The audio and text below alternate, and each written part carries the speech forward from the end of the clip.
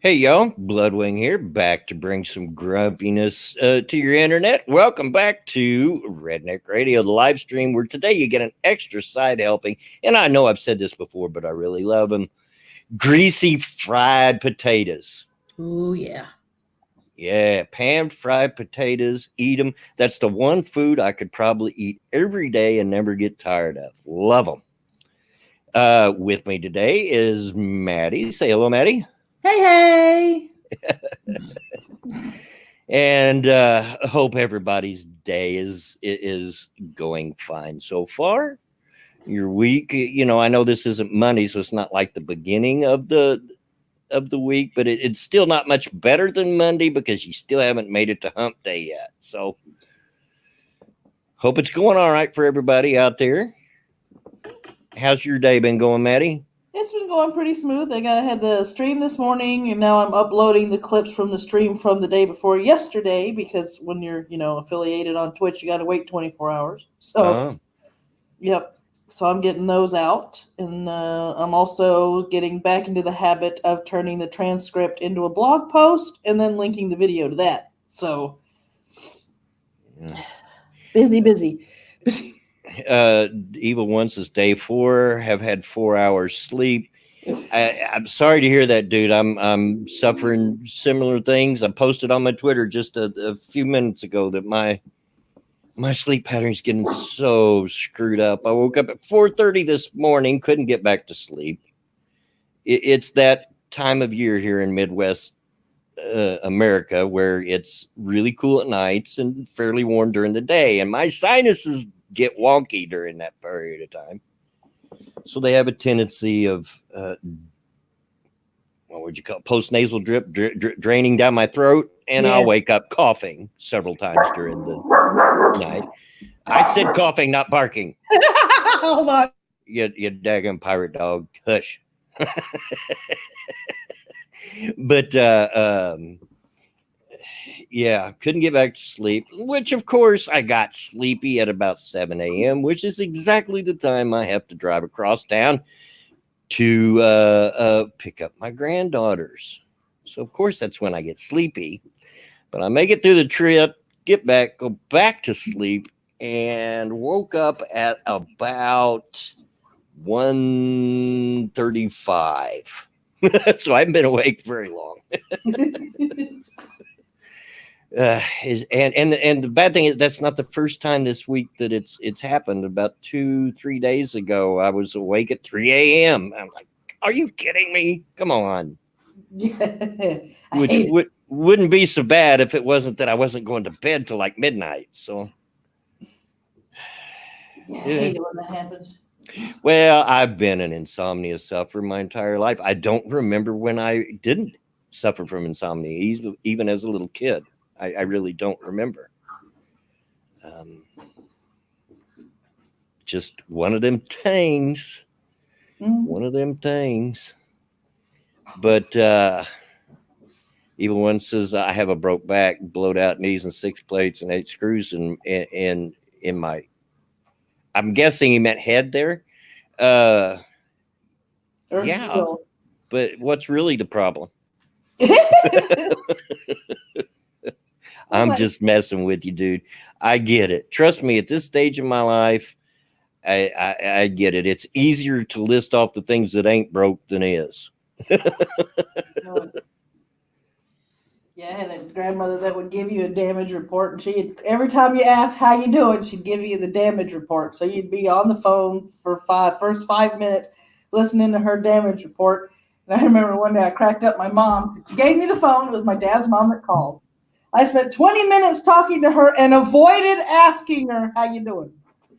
Oh, yeah, I get you. You and I were just talking about my mom just before we went live, and she wasn't a complainer. My mom was the toughest person I've ever met in my life. This woman was tough. Way tougher than my dad. My dad's a big baby. And always has been. My dad's the same way. He gets a cold and I'm dying. And my mom's like, oh, good grief. But, my mom's, I look like my dad, but my personality is more like my mom's. Yeah. if that gives you any clue. And she had so many things wrong with her. She was sick. The latter part of her life, she was so sick. It was just incredible. But she got up, and you'd go over there. She had myopathy so bad. She was severely diabetic that her feet literally looked like two footballs. Ooh. You know, and the only thing she could wear is those Velcro strap-on sandal type shoes, you know. But you'd go over, and she'd like, let me fix you some eggs. Are you hungry? Let me fix you something to eat. No, Mom, just sit down, relax. You know, Mom was tough. Mom, every day she forced herself to get up and face life. She refused to spend it in bed, which she very easily could have in the shape she was in. Yeah. Just wasn't going to do it. But yeah, tough woman. Tough woman. But if you asked her how she felt, she'd be honest with you. Well, this hurts and that hurts, and you know, I feel this and that, and she wasn't complaining. She was just being honest with you. Yep. This is how I feel. Yep. It's my grandfather would make a joke out of it. Because he actually had a piece of melanoma taken out of his ear, so he had this hole in his ear. Yeah. And as he would put it, I have this hole in my ear. I have to wear this white shit on my nose because the sun can't hit me, according to the doctor. Doctor says I got too much salt in my diet and my left leg is all blown out. But other than that, I'm doing just fine. How you? Yep. Yeah. Yep. Yeah. Speaking of that, I got to go tomorrow afternoon, take him to a doctor's appointment, which I'm not looking forward to. And I know that sounds bad. I love my dad and I love spending time with him, but he's very disabled. And there's, you know, the last time I took him to the doctor, in the shape I'm in, had to lift him up into the van because he couldn't make it out of his wheelchair. Now, Dad weighs about 180 to 200 pounds of dead weight because he can't help you, you know. Yeah. Oh, I was down on my back for 2 days. But we'll see what happens. Maybe he'll be in better shape tomorrow and can get himself up in there. But and it's his van that I used to go take him. So but I think it's getting to where it's a little bit too tall for him to get in and out of easily. But you know, old people stuff. This is the part of life they never tell you about. That you're gonna get old and your parents will be even older, and now it's your turn to take care of them. They don't tell you about this part. I remember one of the funny things that my mom's mother did was my uncle Raymond decided he was going to buy a Ford Bronco. Now, both of my uncles had trailers in Key Largo, which is what they call their quote unquote summer home. So go fishing, you know, spend a couple of weeks out of each summer there, have a blast, come home. And my Uncle Raymond thought it would be a great idea to buy a Ford Bronco. So he comes to pick us up, and my grandmother's looking at this thing, and she looks at her son, and she goes, "You got a ladder for this damn thing? How you expect me to get in it?" Geograph, good news for insomnia. There's only 2 sleeps till Halloween. Funny you mention that because, you know, of course, Twitter, being the first day of October, or I think it is, isn't it? I lose track. Yep. It's, of course, blew up all of, you know, Halloween. And I know some of you are going to boo me for this, but I'm not a fan. I'm sorry. I'm not. The only good thing about Halloween is the scary movie marathons. For me, I'm just not a fan. Y'all do you know, but don't expect me to jump on the bandwagon with you and say, "Oh, yippee, it's October." I'm like, yeah, great. I was already rolling my eyes. There's a house down the street, like a block away from where I live now. I pass it when I go pick up my granddaughters. That September had barely begun, and they already had their house decked out for Halloween. Oh. I'm like, are you kidding me? The candy isn't even out on the shelves yet, people. Right? That's kind of like how I feel when, you're just starting October or it's the last 2 weeks of September and you go to the store and you start seeing all the Christmas crap. I'm like, we haven't even had Halloween yet. Can we at least get through Halloween before you start putting the Christmas crap in the store, please? That's all I ask. Oh, Cynical Lindsay says 2 days till your birthday. Well, happy early birthday. You don't have to answer, but how old you going to be? I know you're not supposed to ask a woman how old she is, but I've always went against the grain. Exactly. So we get a excuse to watch horror movies and eat candy. Right. That's the only good that I pull out of Halloween. 37. Hey, well, you're still a kid, still young enough, still old enough to know better, but young enough to still want to do it anyway. Yep. I mean, here's the unpopular Halloween opinion. I actually like candy corn. You want to know what? I do too. I do too. I know lots of people hate it, but I like it. And there's lots of candies like that I like that a lot of people hate on, like the orange slices. I love those things. Oh yeah. Oh God, I'm addicted. You don't give me a bag because I will not let it go till it's empty. Yeah. But people, I know a lot of people don't like it, and they'll give you grief for liking it. But in my later life, it's all about the chocolate, which is odd because when I was younger, I could care less about chocolate. Sure, I'd eat it, but I wasn't like going to go out of my way to go buy chocolate. Yeah. Somewhere around 50, some switch flipped in my body, and now I just can't get enough chocolate. Give it to me. The chocolate monster. Yeah, in fact, there's a half gallon of chocolate ice cream sitting in my freezer right now, and I can almost hear it calling my name. My mom's mom was diabetic, but she always had a half gallon of chocolate ice cream in her freezer. And when I got old enough to figure out that was a little counterintuitive, I said, Grandma, you're diabetic, right? And she said, yes. I said, don't knock my ice cream. Yeah. We don't discuss why I have ice cream and I'm diabetic. It's there and I eat it. Get over it. Okay. Yeah. I mean, and the doctors will tell you, because both my parents are diabetic. Well, mom's gone, but she was diabetic, severely so. She took the most amount of insulin injections that you're allowed to take without killing yourself. Yeah. Severely diabetic. And the doctors even tell you that every once in a while, it ain't going to hurt you. As long as you're smart with it and don't overdo it and put yourself into shock. Yeah. But you just got to be, it's like I'm on a very low cholesterol diet. And one of the things I asked my doctor about is, dude, what about eggs and bacon? Because I don't know that I could give that up. Right? And he says, a little bit here and there. It won't hurt you as long as you're smart about it. As long as you're smart about it. And as a matter of fact, I eat eggs and bacon about 2 to 3 times a week. And I try to be smart about how much I eat. But my last doctor's appointment, my bad cholesterol was very good. The best it's been in probably 10 years. So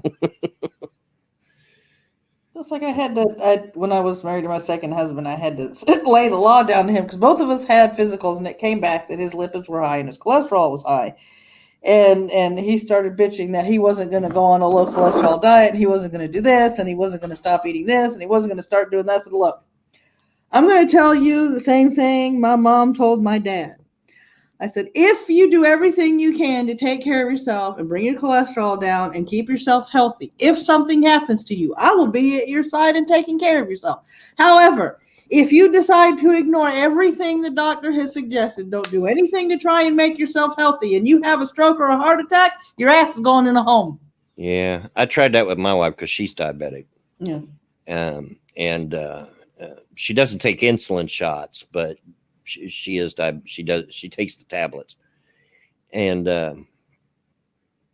I'll like, should you really be eating that candy bar? But I've had to quit that because her usual comeback is, should you be eating that bacon? Well, fair point. Okay. Yep. Yep. Should you be smoking that cigarette? She says. And Lord, my wife used to smoke. She quit. Oh my goodness. Many years ago. But she was one of them that, the ex-smokers that turn into the worst people. Oh yeah. Like, oh, you stink. Oh, get out of here. Yeah, that's my wife. Actually, Wikipedia snippet, I've ate chocolate covered bacon and it is glorious. Ooh, that means I gotta have me some. I can't think of a thing that bacon won't go with. And yes, even ice cream. Yep. I mean, it just, there might be something, but at the moment, I can't think of a thing that it doesn't go with. Yeah. But I had to laugh at Badger earlier because he posted what exactly. I gotta scroll up, see if I can find it. He said, "Man, Alex sure looks cute."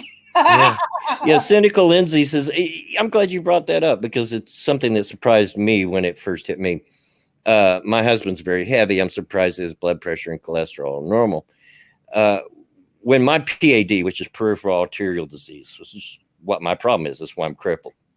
It's just a fancy term for I don't get proper blood flow to my extremities, my arms and legs, especially my legs. And when that first happened and they checked my cholesterol, it wasn't topped out. It had passed the top of the charts. Ooh. It was just way up there. Yeah. And I'm a scrawny guy, except for my gut. Otherwise I'm scrawny, have been all my life. And I said, Doc, how come my cholesterol? He says, it's got nothing to do with your size. Nope. Has absolutely nothing to do with your size. And come to find out later, the reason mine is so hard to control, because we tried to control it with diet and medication. I'm one of those people that is genetically predisposed to bad cholesterol. My body produces it. Yeah. Ooh. And so it's yeah, it's been a struggle. So yeah, it doesn't have anything to do with the size of it. Of you. Deck Train says chicken fried bacon. Dude, I've ate it. I've ate deep fried bacon. Don't tell me. And it's good. Yeah. Not good for you. Excuse me. So yeah, bacon goes with everything that I can think of. Oh yeah. If you all out there, Jack, can think of something that bacon wouldn't go with, you let me know. But I can't think of it. Yeah. It's like my mom and dad are like opposites, because my mom is overweight. She's losing weight, but she's never had a problem with cholesterol or high blood pressure. As a matter of fact, they usually have to take her blood pressure 2 or 3 times because they think it's too low. But it's all, for her, low is normal. My dad, on the other hand, he had, hypertension, his cholesterol is out of whack. And then, and all these things, the first two, the cholesterol and the hypertension, are hereditary. They run in his family. And then when he was diagnosed with diabetes, they had no clue where the hell that came from, because it wasn't from his side of the family. And come to find out that was from the Agent Orange he was exposed to. Oh. And it exacerbated the other 2 conditions. So all the medication he's taking is because of the exposure, because he's taking 2 different cholesterol medications now. Yeah. And it's like, oh man. Jen says, I missed the baby Squeetus cam this morning. She's so, I love babies. I'm a big fan of babies. I mean, I'm a tough guy. Y'all know that, a little rough around the edges, But you want to see me melt and become a mumbling mass of goo? Show me a baby. I Aha! do melt over babies. Yes, indeedy, I do. We have discovered his kryptonite, y'all. Yeah. I'm like your mom. I have historically my entire life had low blood pressure, but that's what's normal for me and always has been. So yeah, my wife's the opposite. She actually has hypertension and has to take the medication and all that stuff. But yeah, I've always had blood pressure on the low side. It's just what's normal for me. But yeah, way it is. Yep. So what's been going on lately? I'm not feeling too political today, so probably ignore that for a little bit. Not a lot going on according to Twitter. I've looked at it and like, yeah. Well, I mean, you've got there's some stuff coming out on the CW. October 9th, this one flew under a lot of people's radar. Is going to be the debut on the CW for a Nancy Drew television show. Oh. Which I thought was rather interesting. And then October 6th is when Batwoman's coming out. Now, this is when everybody's going to groan, but I had somebody in my Geek Channel description, comment section, say that I couldn't do a deep dive, which I did, without reading the comic book. So I am reading the comic book, and the comic book is surprisingly well written. Yeah. So I'm getting a good read there. Apparently, I am getting back into comic books again. So, yeah, it's a solid story. There really isn't any major. There's only one instance of cringe, maybe, but it's solidly written. The artwork is there. It's a really good book. Yeah, I can't remember if it was in the 70s or 80s. It was somewhere in that period. There was actually a Nancy Drew Mysteries TV show. Yeah. As well as, and it was paired with the Hardy Boys. And which starred two brothers. And oh my gosh, I can't remember. They were heartthrobs at the time, and I can't remember. Somebody can out there, the older like me, can look it up and let me know. But yeah. Owen Harmon says, my job is to be a grizzly, angry, no nonsense kind of guy. Should have seen me today when a colleague announced she's having a baby. Squealed like a girl. I was so happy. I know. I don't understand how anybody can look at a baby and not grin ear to ear and just become just a big pile of goo. I don't understand it. I don't. Babies and puppies. I mean, I mean, come on. I mean, I'm as I love to say, I'm another person's cat person, meaning I love that cat as long as it doesn't belong to me. Yeah. But you know, it's something about kittens, puppies, and babies just make you go, oh. Thank you, Kyler. Sean Cassidy and Parker Stevenson. It absolutely was. Yes, it was. Oh. The Hardy Boys. Yeah, I just and if it's one of my own, I mean, I fall apart like that for anybody's baby. Anybody's baby. And babies tend to take to me for some reason, as rough as I am and rough around the edges. I think children recognize the people that are safe. Mm-hmm. And, you know, I have that papaw gene in me now. And because little kids, I'll go like take my dad to a doctor's appointment. I'll be sitting in the waiting room with him. And little kids will just, that I don't even know, will just walk up to me and start talking. Hey, Alex. Getting ready for work. But you know, I love little kids. It's when they turn teenagers that I have historically had issues. I don't get along with teenagers very well. Even my own, especially my own children, when they turn teenagers. Not good times. But any weird news out there that we can read that isn't politically motivated? Well, good luck to you, dude. I hope you have a good day at work. Hope you have a good day at work. Hmm? I really do, and I'm glad that so far it seems to be working out for you. We're all pulling for you. Yep. Everybody's pulling for you.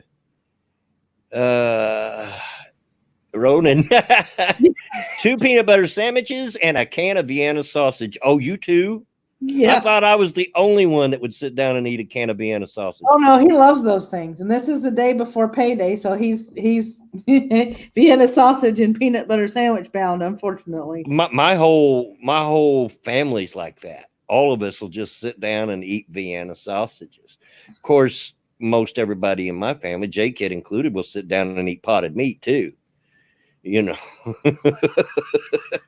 if some of you even know what potted meat is, I love that stuff.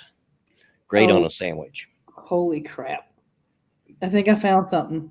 Uh-oh. Yeah. Motorists get eyeful as porn plays on electronic billboard, Auburn Hills, Michigan. Yeah. Uh-huh. Motorists traveling through a Detroit suburb were stunned to see a pornographic video playing on an electronic billboard. Auburn Hills police say the video played on the billboard along Interstate 75 in Oakland County for about 30 minutes Saturday night before the images were removed.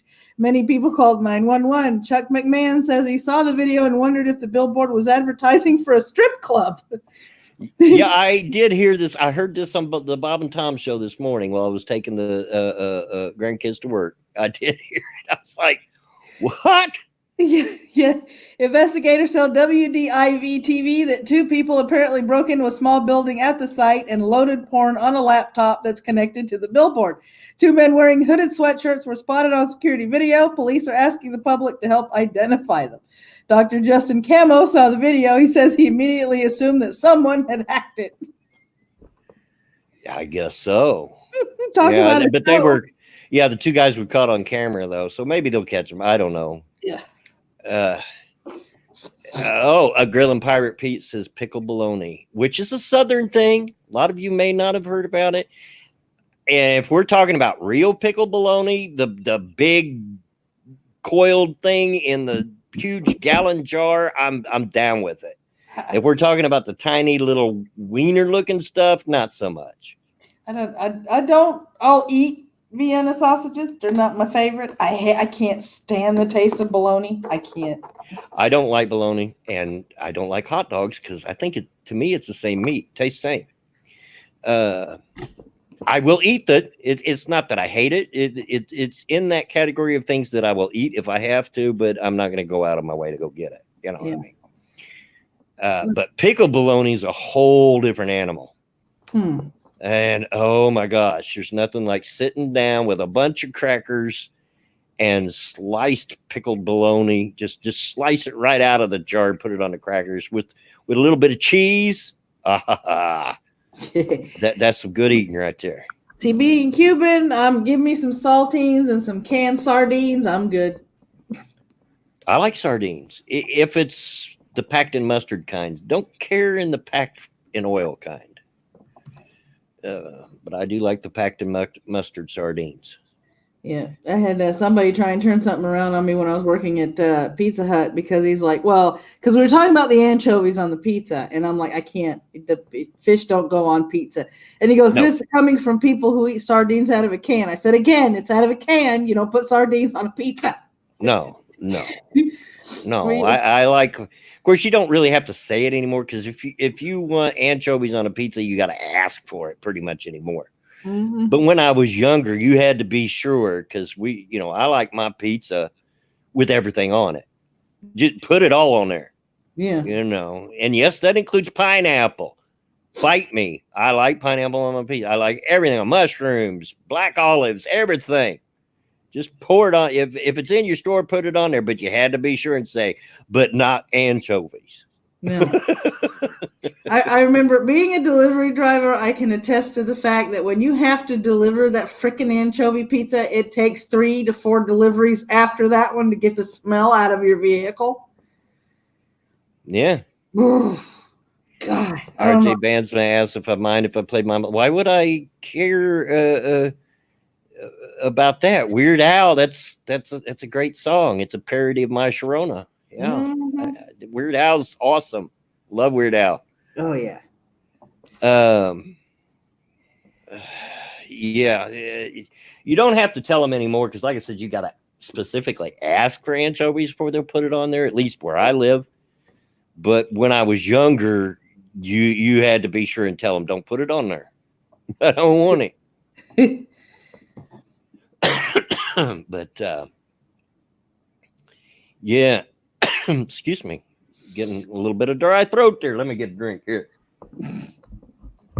Yeah, it's just there's some things that I don't understand how people can eat, and then I guess it's the same thing with me because I grew up. My mom would the standing rule at our house was if the first time it hits your plate, give it a taste. If you don't like it, that's fine. I'll eat mashed potatoes and tuna. I'll eat black beans, rice, and tuna. And the first time I made that in front of my kid, he went.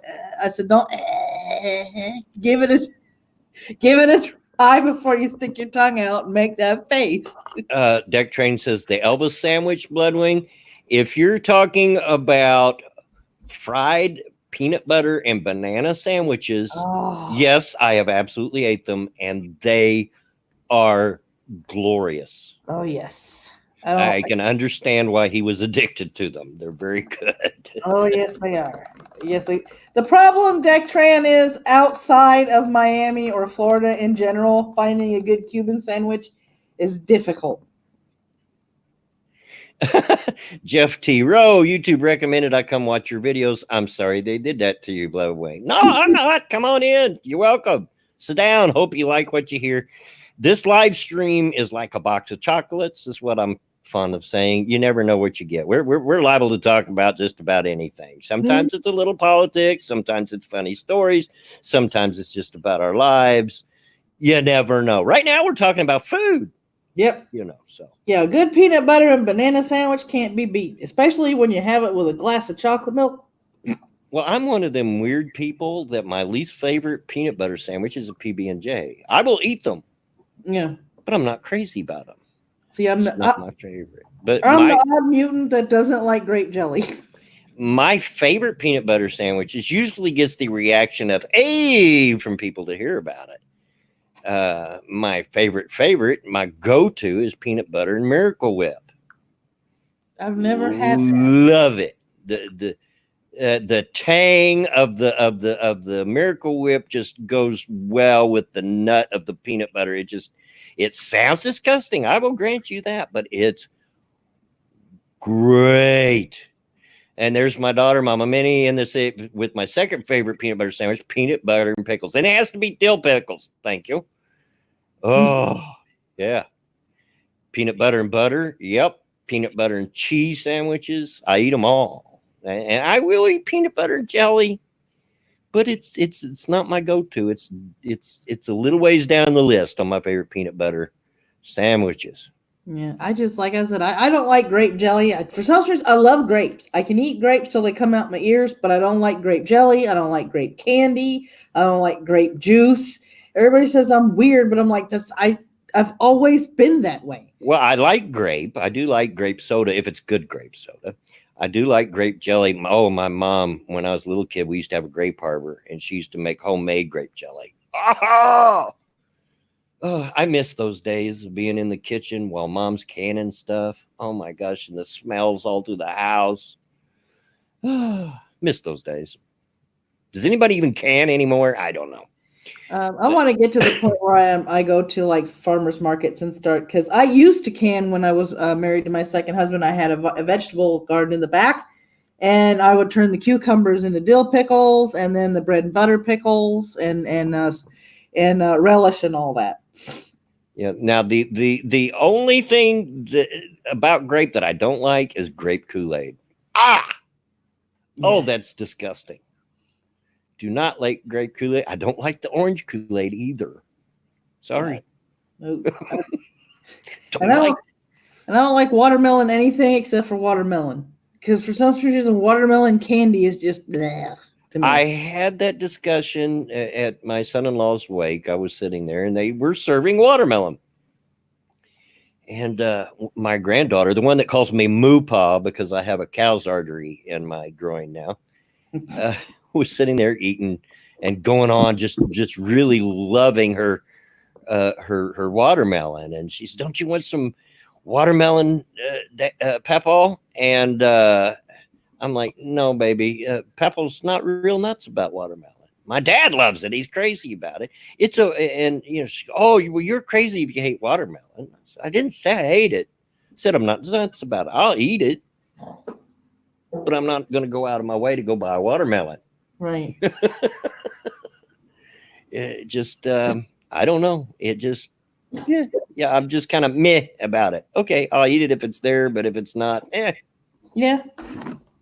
There's a couple of things I'm like, that's me and honeydew. I'll eat it if it's there, but I'm not going to go out of my way to buy a honeydew because it's just it's not my kind of melon.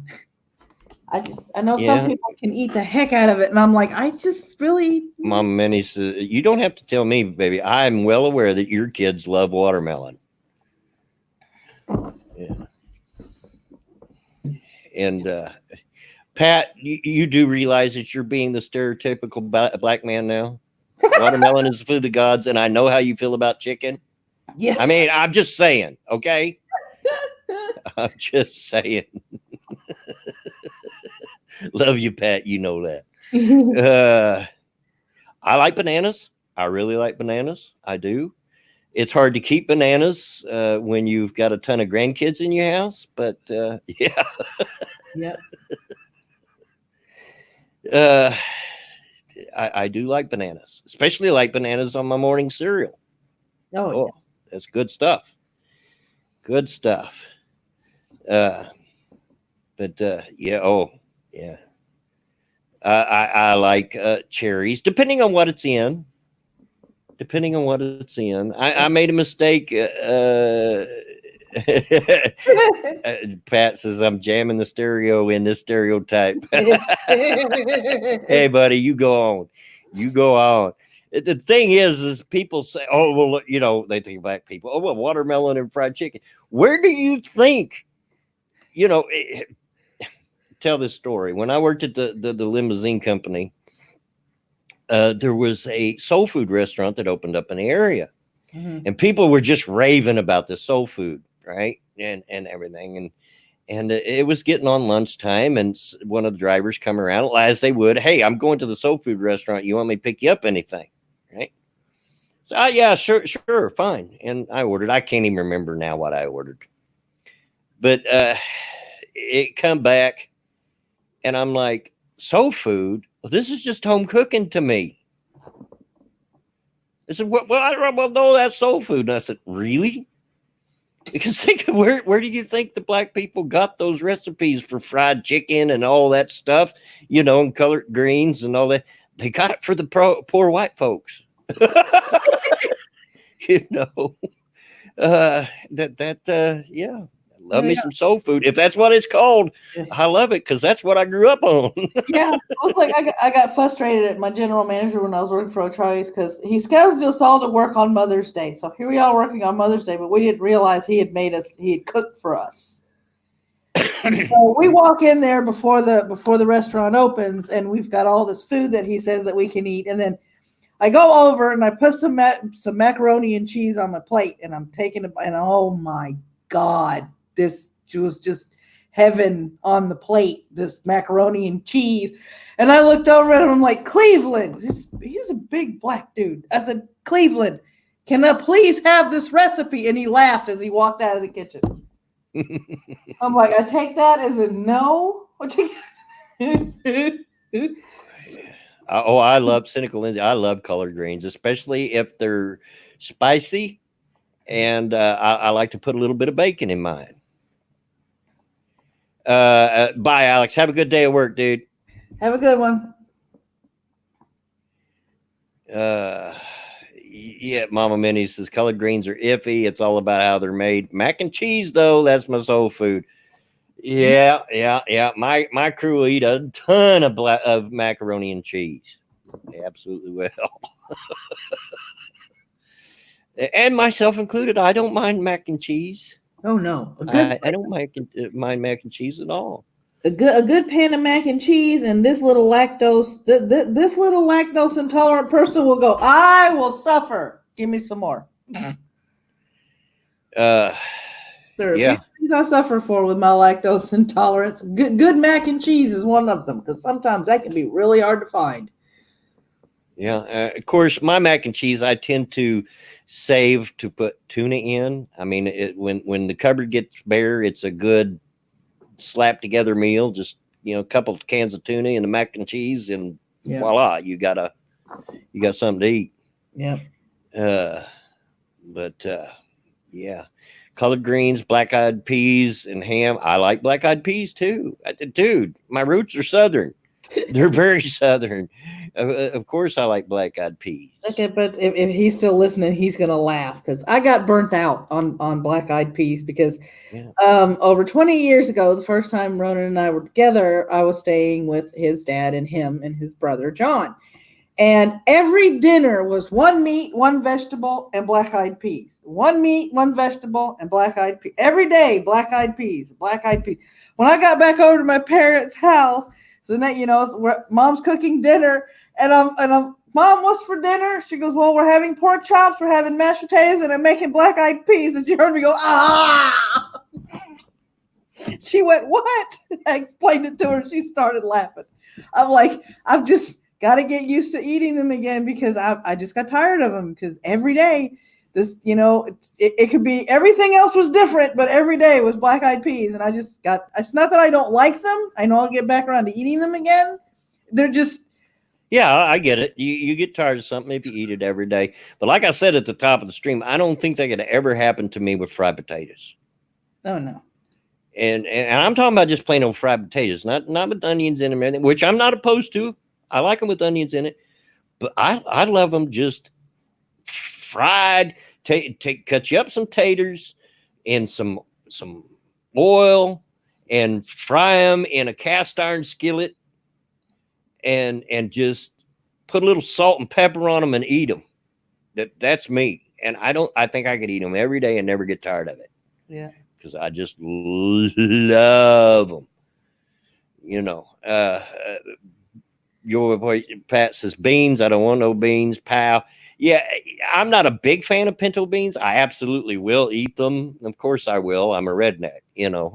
That's a staple food when I was growing up. Yeah, just like black beans and Cuban people.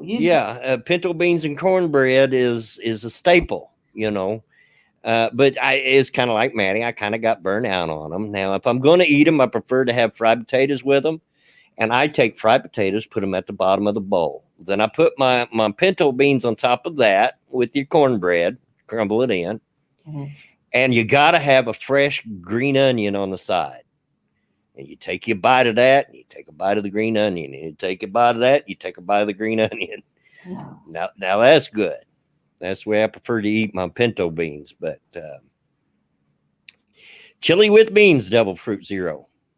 I know it's different everywhere. Here where I live, most chili has elbow macaroni and beans in it. What? Yeah, that's chili here where I live. See, I've never had chili with like elbow macaroni in it. It's always had beans and meat. Now there are some that'll put spaghetti in it, but I don't. I'd rather have the elbow macaroni. But yeah, it's pretty good, pretty good. My wife gets mad at herself because she just can't quite get the trick of chili, but I will give her a compliment. It's the one thing that she makes that she doesn't totally screw up. It's just very bland because she doesn't like spicy. Doesn't like spicy at all. And my wife, and she'd be the first to admit it, so I'm not picking on her. If Mama Minnie's out there in the chat, she'll tell you, my wife cannot cook. Never has been able to cook. Woman can burn water because I've seen her do it. But yeah, it's a regional thing, Kyler. Yeah, elbow macaroni and chili. It is a regional thing. Yeah, Sarah, Skyline has it served with spaghetti. I remember having the Skyline chili with spaghetti. That was good. But Cubans always, if we make chili, we're gonna put it on what? Rice. They gotta have life with our chili. Diesel Dave says that came from Ohio. I don't know if it came from Ohio, but I know that it is an Ohio Valley thing. And Ohio Valley, we're talking about Indiana, Ohio, Illinois, and parts of Kentucky is what's considered the Ohio Valley. So named because of the Ohio River. But yeah, it's a regional thing. And you drive a few states over and it's all made completely different. Now I eat chili, all different kinds of chili, chili without macaroni, chili without beans, just had some chili the other day that had nothing in it but meat and sauce, and of course onions and other things in it, but didn't have any beans or any macaroni. Banzo says, I don't do spicy. Really, it kind of makes me sick. My wife thinks, hot Cheetos will just set her on fire. My grandkids will be sitting here eating hot Cheetos, just loving the crap out of them, and she can't even eat one. Yeah, I mean, without running for something to drink. Right? I mean, I don't mind spicy food as long as it has other tastes than just the heat of the spice. If people just make spicy food to see how spicy they can get it, I'm not going to eat the food because it's got to taste like something other than heat. Well, yeah, it's got to have good flavor to it. I think it's Wendy's come out with a new chicken sandwich, and it's a grilled chicken sandwich, but it's spicy, and it has like onion rings on it. Yeah. And, oh my gosh, it tastes good. Yeah, it tastes really good. But I love spicy, and the hotter the better, but it has to have good flavor. Whenever somebody goes to B-Dubs to get wings, and which is very seldom because that's daggone expensive. Yeah. Oh, B-Dubs is terribly expensive. But they'll ask me what I want, and I say, get me the habanero. The spiciest they got. Get me the habanero. And I'll sit them and eat them and just hiccup all over the place because it's so spicy, but I love them. I'll just be sitting here, and in between each bite, I'm going, yep. But I love them. I don't love them the next day. My butthole don't love them. Nope. It's not the day of, it's the day after. Man. Yeah, boy. And I'm sorry if that's oversharing for some of you, but that's who I am. You got to learn to expect it. But on that, Maddie, I'm going to have to impose on you because it is that time. If anybody guessed, 50 minutes? You got it. The old man's got to take the pee break. I will be right back. Yep. Don't forget, guys, all the content on this channel is made possible by you, the viewer and subscriber. If you haven't subscribed yet, that's what that subscribe button is for. And even though that bell is as fickle as a pregnant woman in a grocery store, smack it anyway. It just might send you a notification next time he goes live. Don't forget, you can support this channel by hitting the Streamlabs link or doing the super chat. And let's see how many people we've got. We got 40 watching and 31 likes, and our dear dislike for the day, because you got to have one of those. That's the quota. Lucky I ain't pregnant. That's what I always say. And as far as Cuban jokes, there are a few. Like, I'm not saying Cubans talk loud, but you can hear us from 2 blocks away. Vietnamese. See, I was working at the Census Bureau, and they had a Vietnamese lady sitting next to me, and both of us wound up having lunch at the same time. Now, I had my leftover Cuban food. She had some soup that she had made herself, and we're talking and we're looking at each other's food, and we decided to trade a little bit. Okay, so, and then she tells me, and this is when I learned to ask what your spicy tolerance is, because she looks at me and she smiles very sweetly, and she goes, it's just a little bit spicy. I should have known that when a Vietnamese person says a little bit spicy, it's 5 alarm or higher. But I digress. This is the first time I had ever, swapped food with somebody from Southeast Asia. So here we are. We're eating our food. I took that big old spoonful of soup, put it in my mouth, And I was like, yeah, we really got to define what you mean by a little bit spicy. She started laughing. She goes, what? It's a little bit spicy. For you, maybe. For you. For me, I'm looking for bread. Holy crap, that stuff was spicy. Hi, Irate. Also got to be in the mood for spicy food. So, it's if I'm in the mood for it, I can sit down and I can enjoy the spicy food. My Ronan's nephew Jonathan if it didn't have cayenne pepper in it, he thought it was missing something. And I'm like, not all food needs cayenne pepper. My grandfather would eat hot sauce on his morning eggs. I can't eat spicy food that early. Well, I can't eat first thing in the morning anyway. I have to be up a couple hours before I eat or I get nauseous. Been that way since I was a teenager. Mm-hmm. But yeah, that I have to, and I'm really cutting back on my spicy food a lot because lately I've been suffering from a lot of heartburn. So I try not to exacerbate it by giving it the spicy. Yeah, because I do love the spicy. I'll never forget. And my dad learned a valuable lesson. My dad always grew a garden. We had a pretty big yard where I grew up, and he always grew a garden. And there was all the things that you expect out there. We had a grape harbor. And we had a strawberry patch, but there was the things you expected: the onions, the lettuce, the cabbage, tomatoes, and all of that stuff. And Mama Minnie, her kids, and Frank's hot sauce. I couldn't keep a bottle of Frank's. Now I don't find that particularly hot, the Frank's myself, but oh man, her kids do love it. But anyway, Dad decided he was going to grow some hot peppers. But here's the mistake he made, and he never thought about it. He learned after that. He planted his hot peppers right next to the tomatoes. Oh, no. Now, if you've never grew a garden, maybe you don't know. Oh, no. But peppers and tomatoes will cross-pollinate. Mm-hmm. And we ended up with spicy tomatoes. Now, I loved them. It was really weird. The tomatoes, you would eat them. And they were hot. They will cross-pollinate if you plant them too close together, But yeah, he learned his lesson that day. Yep, I remember I had made. I was living with this guy for a while. He had to work overtime.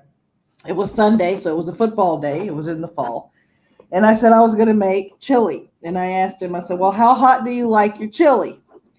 When I ask somebody how they like something, the last thing I want them to answer with is surprise me. But that's the answer he gave me. So I made my chili. He came home from working overtime. We got our bowls of chili on top of our rice. We got our bottle of beer apiece. We started watching football. He put one heaping spoonful of chili with rice in his mouth. His eyes bugged out. He reached for his beer. He grabbed his beer. Then I swear to God, I thought the eyeballs were going to pop out of his head. And by the time he swallowed, he goes, "What did you do to this chili? The beer is foaming in my mouth." I said, "Well, you said surprise me. You should have been a little more accurate." He goes, "What did you put in here?" I said, "Cayenne pepper, jalapenos, and habaneros." And I let them simmer for about 4 hours. "Are you trying to kill me?" I said, "Well, it's the only thing that's in the chili. Next time you'll tell me how hot you want it." Well, we had some left over, so we put some in the Tupperware for the freezer, put it in the freezer. The next morning, he's getting ready to go back to, that Monday, which was 2 days. Yeah, the next morning. I hear him open the freezer and take out the container of the leftover chili. And I hear from the kitchen, "I'm afraid to eat this." I said, "What do you mean?" He looked at me and he goes, "Your chili didn't freeze. I'm afraid to eat this." Oh, and chili is one of those foods that is better after it sets for a while. Oh, yes, it is. Spaghetti is another one. Believe it or not, spaghetti is much better after it's set for a while. Well, pizza's the same way. That's one of the ways that I rate pizza. Is it good when you first get it? Is it good when it's cold? And how is it when you reheat it? Because if it stinks when you reheat it, it's not worth ordering it. Mm. But your story reminded me of this would have been back in the probably late 80s, mid to late 80s. I was working at a Honda dealership in the garage. I was assistant service manager is what it was. And one of the cleanup people, and by cleanup I mean he was like wash the cars and stuff, was a Mexican immigrant, and every so often he would actually travel back to Mexico to see family. Yeah. And when he would do that, we would all get together, chip in money for him to buy us some canned habaneros. Or not habaneros, jalapenos. Mm-hmm. Now, if you think jalapenos aren't too hot, and the kind you get today in America really aren't, but if you think they're never hot, you've never had real Mexican jalapenos. Oh, no. And they come in the great big number 10 industrial can, the restaurant size. Yeah. And they're packed with carrots. God. Okay. Yeah. We would all chip together, so he'd bring us back one of those cans, right, of the real stuff. So he'd just come back from Mexico, and we would take that big number 10 can, and we'd open it up, and we'd sit it on the parts counter, and have a little box of toothpicks there, so because you don't want to touch them with your fingers, and so you could pick out the pepper with your toothpick. Yeah. And the sales manager come back, and he sees us walking up there eating them jalapenos and walking off. And he's like, "What are you guys eating?" And I said, "We're old boy over here went to Mexico, and he brought us back these jalapenos from Mexico, and we're just eating them. They're pretty good, because he was seeing us." He was seeing us bite them off at the stem, take the whole jalapeno and eat it. And well, there's a reason you do that. It's not because you're tough. It's because you don't want that juice on your lips. Exactly. You do not want that juice on your lips. You're going to have chapped lip for days. Mm-hmm. So anyway, he says, "Are they good?" I said, "Well, heck yeah, you're good. You see everybody coming up and getting some and eating them." He goes, "Well, I'm not real big on hot stuff." And I said, "Well, just eat one of them carrots out of there. Just eat one of the carrots." So, okay, well, I like carrots. So he takes toothpick, he grabs him a hunk of carrot out of it. He puts it in his mouth. He starts chewing on it. Next thing you know, his eyes got great big and wide, and he takes off running out of the shop. Right? I'm like, "Oh my God, what's going on?" So I followed him. He had run straight to the bathroom. He's in the women's bathroom because the men was occupied. He's in the women's bathroom with the sink going, and he's just shoveling water into his mouth with his tongue hanging out. Right? And I'm standing in the doorway laughing at him. He goes, "You guys are trying to kill me. It's melting my false teeth. I swear to God, it's melting my teeth." And I just laughed. And he goes, "Man, I didn't think it'd be that bad if I just ate a carrot." I said, "Did you not consider that the carrot has been sitting in there stewing with them jalapenos all this time?" Right? Holy crap. Oh, those were some good. I missed those. Those were some good jalapenos. Yeah. Oh my gosh. The second best reaction I had to my chili is I was shift manager at Pizza Hut, so I was scheduled to work Super Bowl Sunday. Oh my God, that was a horrible, but I digress. So in keeping with the family tradition, I made chili and I made rice and I took it to work. So when everybody got a break, they'd get a bowl and they'd make themselves a bowl of the chili and stuff. And I can make chili two ways: hot when it hits your tongue, or deceptively hot, meaning the heat won't hit you until after you swallow it, and then it comes up to get you. So I made the second type. So we had this one kid that was like 18, 19 years old. I saw him fix the bowl. And this is his exact reaction after he put the spoon in his mouth, and he chewed it and he swallowed it. He goes, "Well, I don't know what the big deal is. This chili isn't that." And he ran right out of the kitchen to where the soda machine was to pour himself a Pepsi. And I said, "What was that about it not being spicy? Never mind, never mind, never mind." Straight says Mel says, Pino, I will choke you, old man. Let me clue you in on something if you haven't figured it out. Never grammar police a redneck because it's a waste of time. We don't care. Tomato, you say it how you want to. I'll say it how I want to. Right. It's a waste of time. I'm telling you. Yeah. I do want to shift gears here a little bit. And I told you guys I would wear you out on it. And you guys have been so generous lately. We are a third of the way to my daughter's goal on her GoFundMe. Yay. A third of the way. And that's just fantastic. The link to her GoFundMe is in the description. I just want to point it out to you. And it's going to stay up. You guys have been so generous so far. And she says, thank you. And also as well, she's not as comfortable as talking in public as my other children, J Kid and Mama Minnie. So I'll do the talking for her. It's thank you guys. Thank you a lot. I told you I was going to wear you out on it, and I will mention it probably every stream because it's important. And I want to see us hit the goal. The money we've raised so far has helped her a lot. She's already been able to do a lot with it to get out of the mess that she's in. So thank you. And I did want to say that I appreciated it. And by the way, in case you're curious, I don't touch that money. I never touch it. It goes directly to her bank account. Even though it's on my GoFundMe, it goes directly to her bank account. So just in case you're curious, I know you lot don't care, but thank you. But it's already started to make a difference.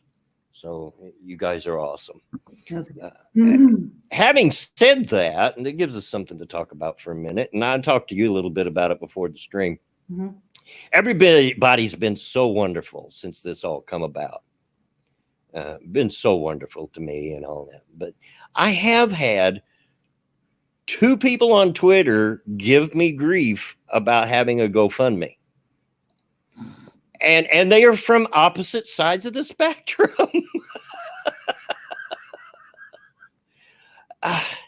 A few days ago, some moron come out there with something like, "Oh, gee, I stubbed my toe. Let's start a GoFundMe." Like it's tough. My sister has MS. Things are tough all over. Well, my daughter's husband dying, leaving her with 4 children to raise on her own, isn't exactly a toe stub. First of all, nope. But I respect your opinion. But if you don't want to give, just don't give. There's no reason for you to be a dick. They keep forgetting that the mouse has buttons and it has this little thing called a scroll wheel. Yeah. And of course, he started responding with a whole bunch of animated GIF memes. He's one of those. And I looked into him. I knew his name looked familiar. I can't remember the name of it, but he's got just a handful of followers, which doesn't make any difference. But I'm just saying, I think he's a holdover from the whole IBS Tonka Kumite crew. Oh, best I can remember. I don't know why he latched onto me, but whatever. And I just finally I ignored him, and he went away, which that type usually does. They're just looking for attention and to get somebody mad. Now, why they want to make somebody mad that's grieving over a death, I don't understand that. I don't get that. I've never got that. That's just being a jerk. And I did. My parting shot at him was, "Man, dude, I feel so sorry for you. If your life is so bad that you have to add more grief to a family that's grieving just to feel better about yourself, it must be rough for you." And that's the last thing I said. And I went on. Yeah, he was just trolling me, and I went on, Uh, you know, you guys know, how hard it was for me to even do the whole GoFundMe thing. Yeah. I'm not that kind of person. It's very hard for me to ask for help. But this was my daughter, and she's very important to me. And like I said in the little video I made, and you could tell he didn't watch the video. He didn't even know what the GoFundMe was about. He just jumped on it, Yeah. The little video. If I had known this was going to happen when I had my GoFundMe, I would have gave her all that money and I would have gladly lived out the street because she's my daughter. She's my kid. And that's just what you do. Yeah. But I didn't think anything more about it. Then a couple of days ago, somebody from the completely opposite side of the spectrum picked it up, retweeted it. I think sometimes these people forget that when you retweet somebody, they are informed. It shows up in your mentions. and their comment was like, this is what believing in lifting yourself up by the bootstraps gets you. And I responded back. I said, excuse me, because I'm really, really tired. And maybe it's that, but I can't tell if you're trying to have a poke at my family or not here. Well, I'm not trying to poke at anybody. I'm just tired of everybody giving the pull yourself up by the bootstrap. And then I just find it hilarious when it blows up in their face. How's the death in the family pulling yourself up by the bootstraps? Yeah, well, that was my response. I said, I fail to see how believing in pull yourself up by your bootstraps, and I do, but that doesn't mean that I don't believe there's times you need outside help. You need some help. What pull yourself up by the bootstraps is to shake it off and to move forward, to go forward in life. Don't wallow too long in your self-pity. Right. And yes, I do believe in that, but that doesn't mean I don't believe that people sometimes need a little help to get through those situations. But I fail to see how my son-in-law tragically and suddenly dying, leaving my 29-year-old daughter to raise 4 children on her own and with huge medical bills, has anything to do with my belief in pull yourself up to bootstraps. I don't see how it caused that. Well, obviously this person hadn't watched the video either, because they completely once they heard it was about a death, they just switched it around. Well, if you had social medicine. Well, and I ended it by saying, please don't try to make points off of my family's grief. Okay? Yeah, Diesel Dave. Yep. Yeah, you've seen it. Yeah. And well, she wouldn't have the bills if we had social medicine. I said, okay, fine. But here you are still trying to make points off of my family's tragedy. Don't do that. I just don't feel like I need to get in that kind of argument right now. If you look at my Twitter, and I told them, look at my Twitter. I don't do politics very often on my Twitter. It's rare. I save that for my channel, for my live streams. Okay. My Twitter is all about the bad dad jokes and talking about my grandkids. It's what it's full of. But they finally quit. But I'm like, here are 2 people from completely opposite sides of the spectrum that could have just left it alone, kept their mouth shut, didn't have to say anything, but just couldn't help themselves to jump in on something they didn't know anything freaking about and try to give me grief about it. I'm like, heck with you. And I got to admit, the second one bothered me a little bit. I didn't show it in my tweets, but it bothered me a little bit. Yeah. For a minute. Before I was done, I went and played video games and I forgot all about it. This one girl, I got into a discussion with her about, she put this fucking meme about how great the Castros in Cuba was. So we got into this conversation. Then when I told her that my mom's family owned businesses in Cuba, she goes, oh, and there it is. They were a member of the bourgeoisie. I said, how are plumbers and mechanics bourgeoisie? She didn't reply. Yeah. I'm like, yeah, just when you don't know what the hell you're talking. I've had friends that were know-it-alls or have that kind of personality, and nothing annoys me more than a know-it-all trying to think they know everything when they know absolutely nothing at all. It's annoying. Yeah. I mean, most of the time, I'm a big boy and I'm more apt to laugh at myself as anything. You guys already know that about me, right? So most of the time I would just give Banner back like blah, blah, blah, blah. That was his name. Zellstrike was trying to be edgy boy, but he failed. Yeah, and he failed miserably. But most of the time, I wouldn't even care. But right now, with what's really going on with my family, with this death and you all aren't here. I'm seeing what my daughter's going through and the struggles, and my granddaughters struggling with the loss of their dad suddenly. And some of the circumstances surrounding it. Now's not the time to try to be a jerk to me about it. It's just not. Yeah. But anyway, I'll get off that. So I just wanted to rant a little bit because, to heck with them. Yeah. They need to mind their own. Like I said, there's this thing called a scroll wheel. Yeah. Why do you feel the need you got to talk? And I don't know how the second person, the lip, which they actually had their pronouns in their profile, that kind of person. Mm-hmm. How they even found me? I'd never even heard of them, and I don't even know who they are. So how do they know enough about me to know that I believe in pull yourself up by your bootstraps, which I do.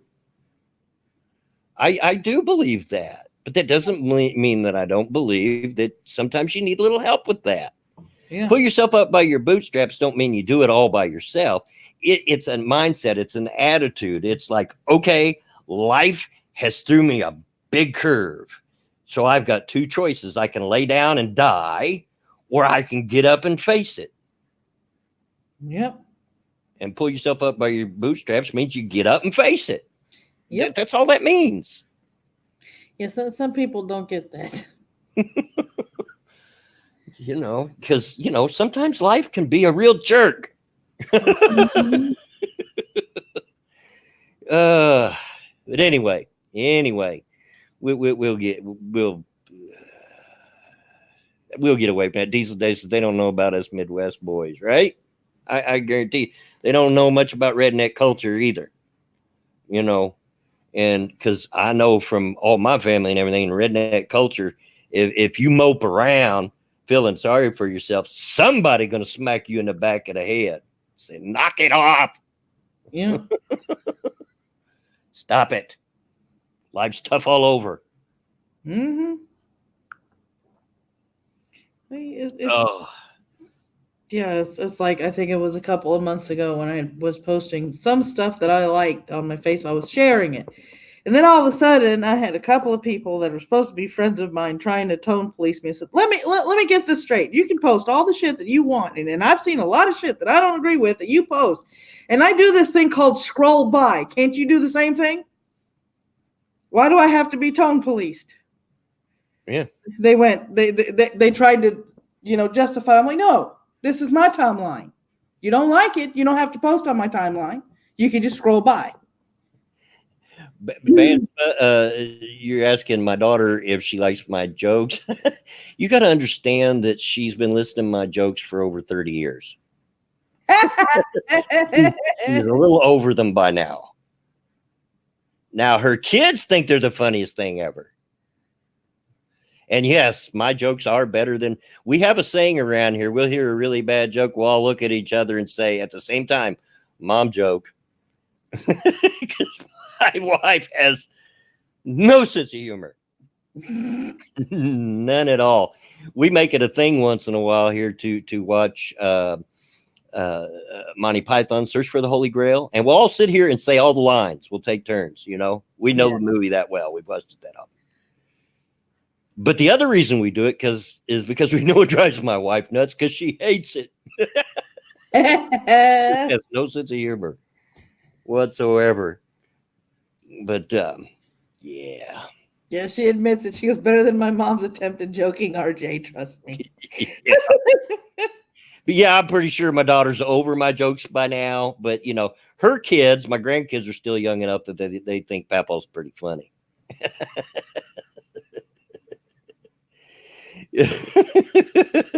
Bulldozer trying to make jokes. Yeah, you got to be on your toes to get his jokes, though. That boy's daggum smart, too smart for his own good.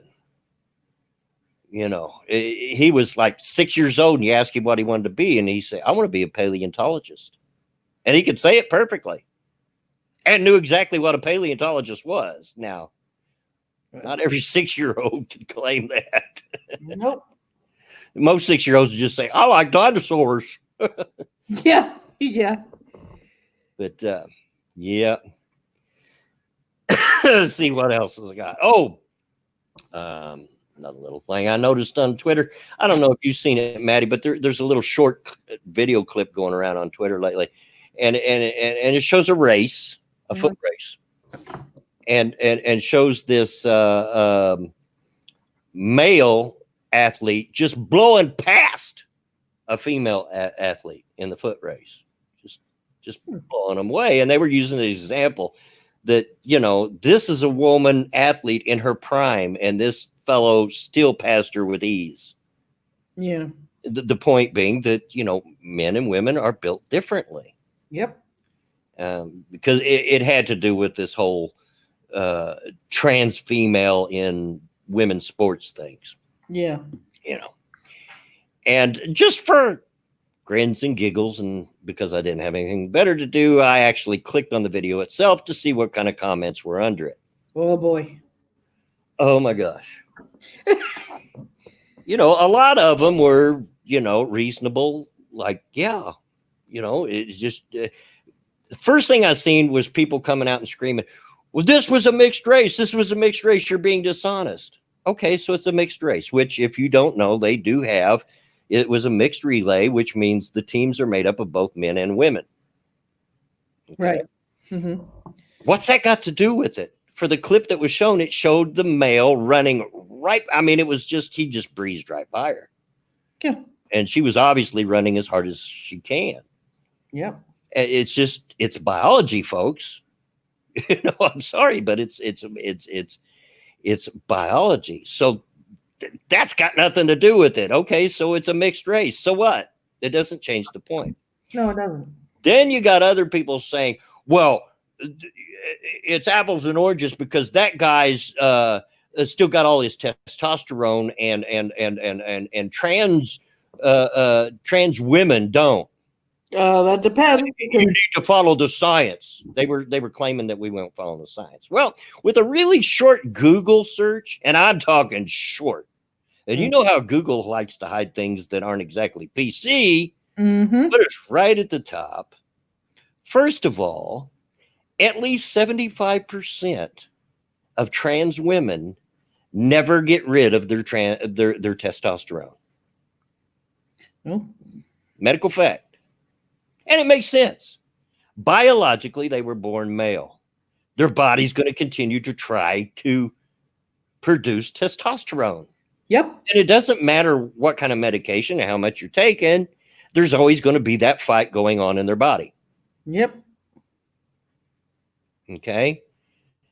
Secondly, there is no conclusive scientific evidence to just how much testosterone affects the superior strength and speed of a man over a woman. Yeah. There isn't any. Does it have some effect? Sure. Absolutely. I agree that it probably would. But how much of an effect has not been proven. Science isn't sure. They don't know. Yeah. They just don't know. So I'm like, really? You're claiming we're not paying attention to science? Right. I mean, and let's not, let's disregard the fact that, the one school in the East Coast with the two boys that came in first and second because they said they were trans when they hadn't even started taking hormone blockers or hormone replacement. They just claimed they were, female, that, they were trans and they were female, which totally negated any of the female athletes on the field doing the track and field event. If the testosterone question was the end all be all for the difference between men and women athletically and physically, then these women bodybuilders that take steroids and testosterone to pump up would be able to compete, all things being equal, with a man bodybuilder or weightlifter. And they can't. No. All things being equal, they still can't. There's more differences than just the testosterone. There's a difference of musculature. There's a difference of the muscles. There's a lot of things at play. Mm-hmm. They don't want to take that into consideration ever. That's the problem.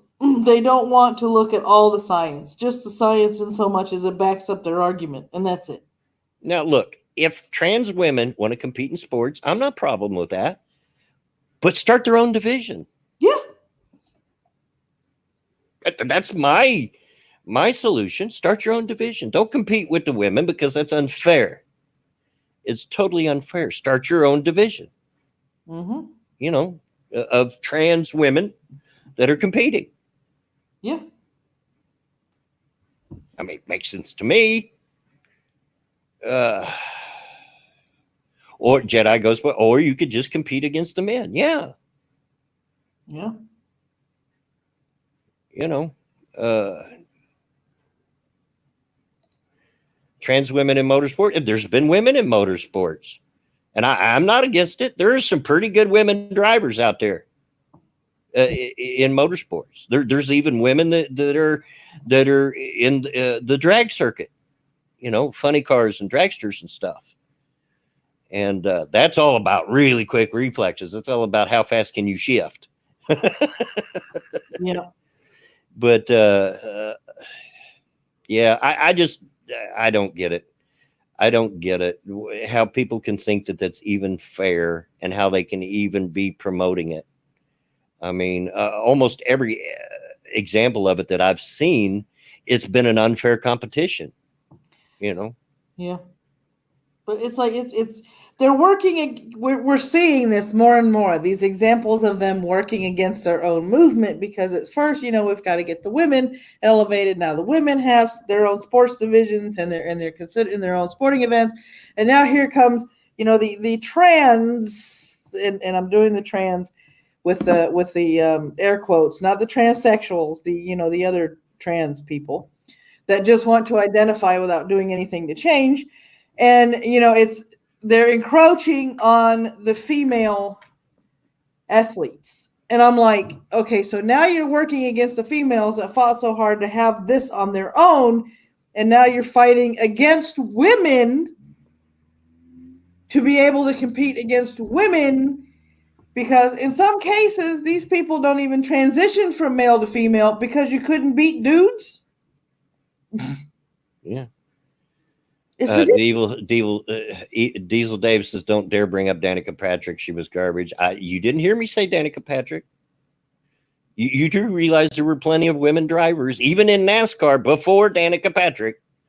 She just gained a lot of notoriety because she was a nice looking lady. She was a GoDaddy. Yeah. Yeah. That's how a lot of people, even out of racing, know who Danica Patrick is. Yeah. But yeah, I don't know. It just blows my mind how, I mean, it's just so obvious, that it's an unfair advantage. And it just blows my mind how people refuse to see it. I don't think it's that they can't see that it's unfair. It's just they refuse to because it doesn't fit their dialogue. It doesn't, Yeah. And then you have some people, this person today, still trying to push the whole, well, if you don't like a chick with a dick, then you're transphobic. No, that's not the way it works. Sorry. Oh, yeah, I seen that going on Twitter too. Look, you all are really fun. The people in the LGBT, by you all right now, I mean, but in the LGBTQ community, okay? Yeah. Are really fond of saying, I was born this way. And I'm not going to argue that with you right now. I'm not going to argue with that at all. You were born this way. Well, I was born straight. Yeah. I was born freaking straight. And I'm sorry, I don't like the penis. And I'm never going to like the penis. Yeah. And that does not make me transphobic. No, it doesn't. It's just my sexual preference because that's the way I was born. Well, see, somebody pointed it out. He goes, it's like being in gay conversion therapy all over again. And I responded with, it does have that vibe. One cannot go against their nature. Some people were born gay, some bisexual, and some hetero. Some people are attracted to transsexuals and some are not. This is a simple truth. Some people just can't leave others very well enough alone. Yeah. Real quick, Jedi Ghost Bear, Danica Patrick was a good IndyCar racer. Yeah, I would agree with that. She was decent. She had her moments.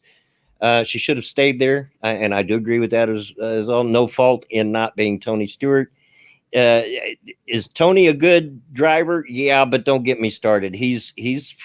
Tony's actually from Rushville, Indiana, which is not very far from where I live now, and he's an absolute jerk. I do not like Tony Stewart. I don't like him as a driver. Don't like him as a human being because he's just as big a jerk as you imagine. He totally is. He's terrible to people. It's awful, and I know that firsthand. Won't go into all that story and everything, but yeah, I agree. Danica should have stayed in IndyCar, and she would have done better there.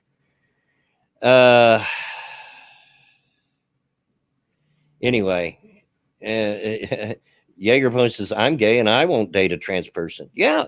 I mean, whatever your sexuality, whether you're straight, you're gay, you're bi, or whatever, there is a certain set of genitals that you're attracted to.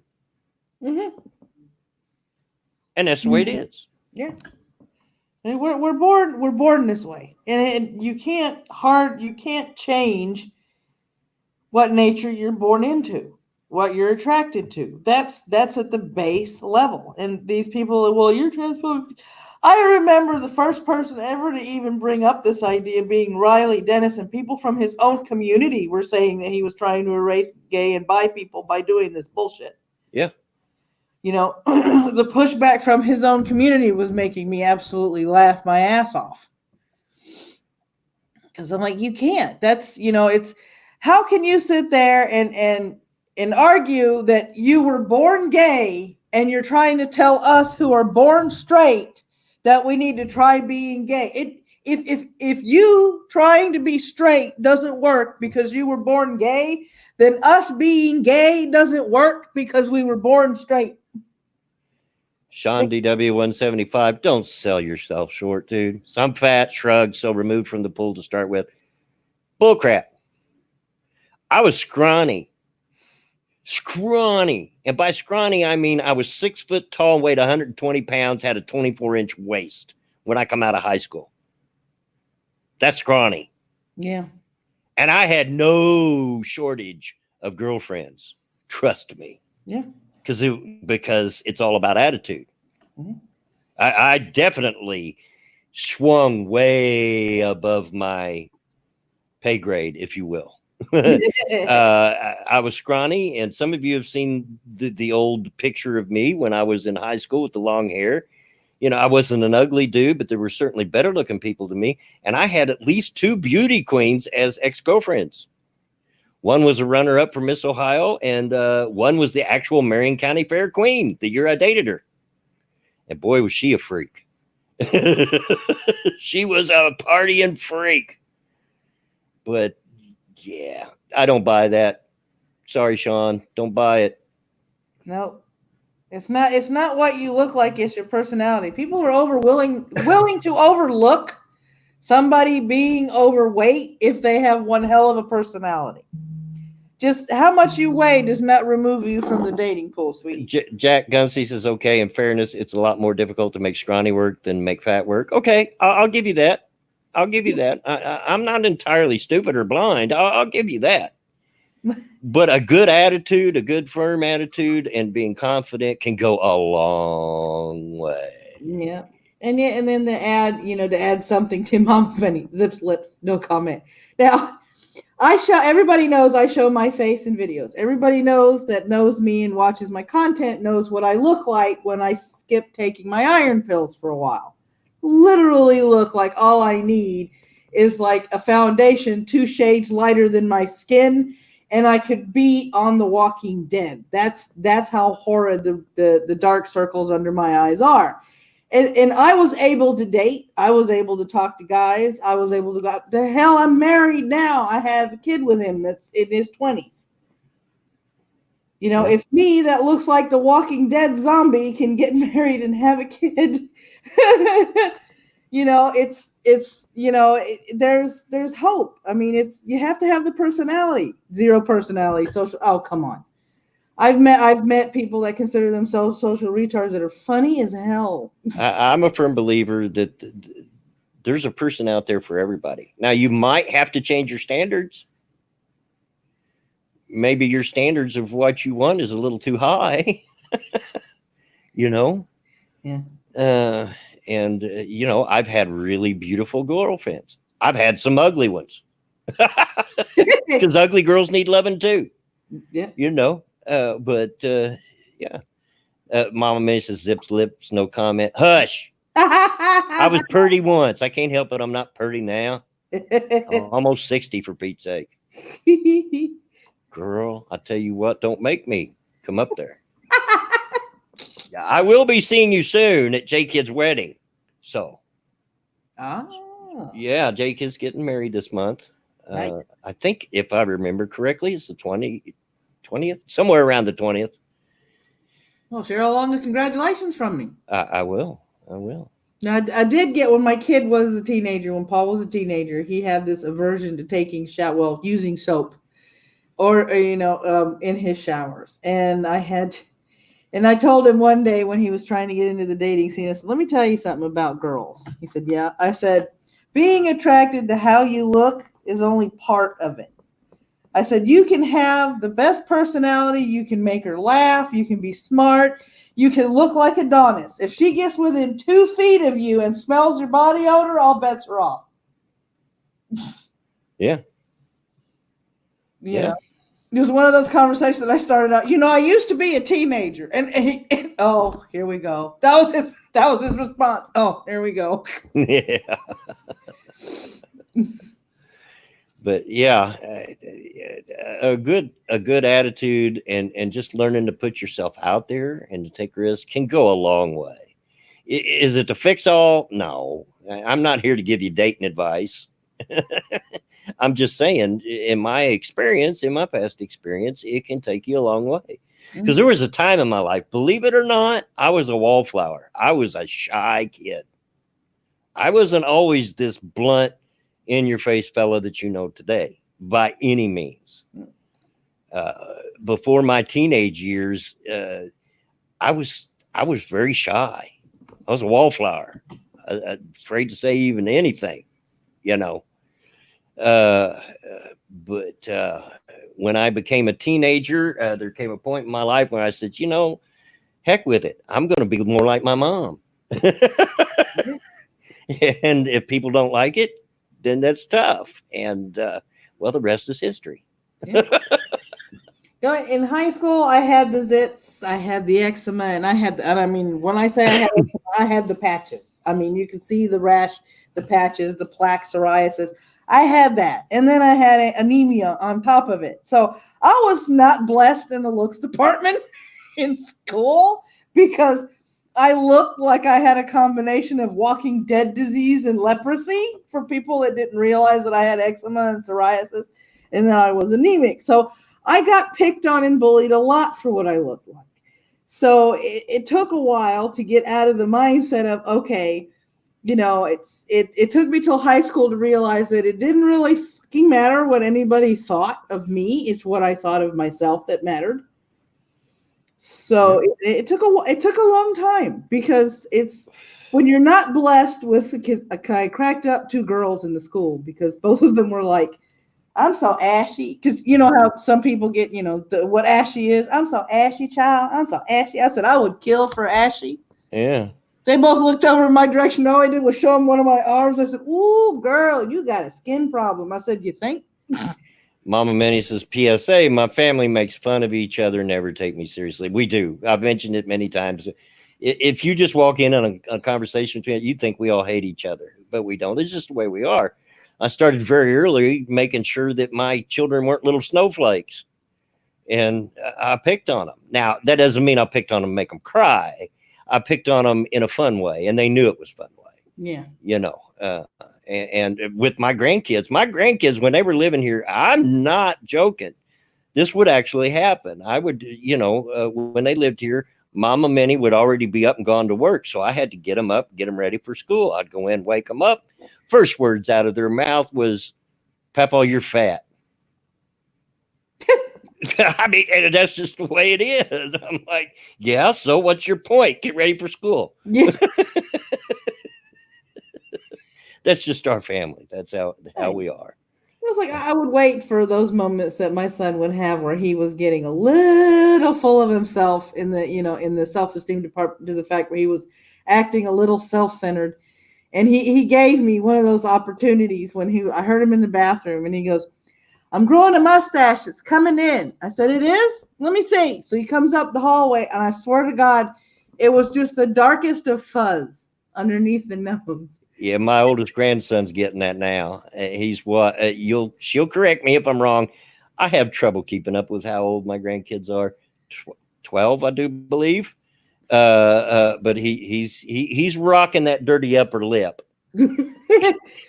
And he was showing it off to me at the wake, and I said, you need to go wash your face, bud. I did one better. I walked, because he was about 15, 16 years old. He goes, Mom, look, I've got a mustache coming in. I'm growing a mustache. Let me see. And I'm looking, and then I squint, and I'm like, I think I see it. Oh yeah, there's a few whiskers, maybe a little bit of a shadow. Mom, yes. But he might have inherited my genes. Yeah. Holy crap, he got one right. Yes, he's 12. Yeah, I'm terrible at it. And my kids all know it. I got my daughter's age wrong during that video. She wasn't 28, she's 29. I'm just terrible with that. Just damn. Same as with name. I'm terrible with names. But my grandson, in all fairness, he may have got my genes. I was the guy that at 15 had a full beard and could get served, so he may have got my genes, which is a curse. I have a lot of people say, boy, I wish I could grow the kind of beard that you have. And all, it's wrong on the GoFundMe too. Yeah, well, is what it is. It doesn't matter. But it's a curse when you have to shave. Trust me, I've had jobs where I had to remain clean shaven, except they did allow me to have a mustache, thankfully, because I do not like how I look without any facial hair. I don't like it. My wife doesn't like it. I've scared my daughter to death walking out by being clean shaven. No. But the rest of me had to be clean shaven. That means no 5 o'clock shadow, which means I have to shave twice a day. Oof. Because of, how my beard grows. So that's why now that I don't work, I just let it grow. I don't shave.